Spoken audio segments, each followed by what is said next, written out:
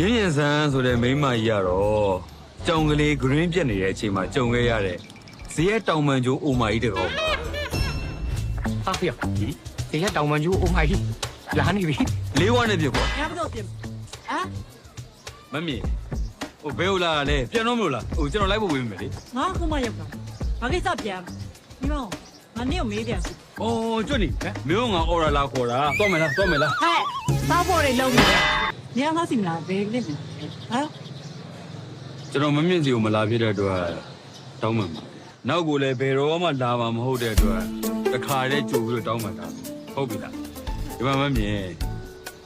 င်နားလဲအောင်ကျွန်တော်ရှင်းပြမယ်တော်တိုင်းနဲ့ဖွင့်လို့ရတဲ့တော့ကလောက်ကိုတော့ကလောက်အပြဲလို့ခေါ်တော့ကလောက်တိုင်းကိုဖွင့်လို့ရတဲ့တော့ကိုကြတော့ master key လို့ခေါ်ဟုတ်ပြီနော်ကျွန်တော်ဈေးအိမ်သားကိုတော့မခက်ချင်ဝင်နေ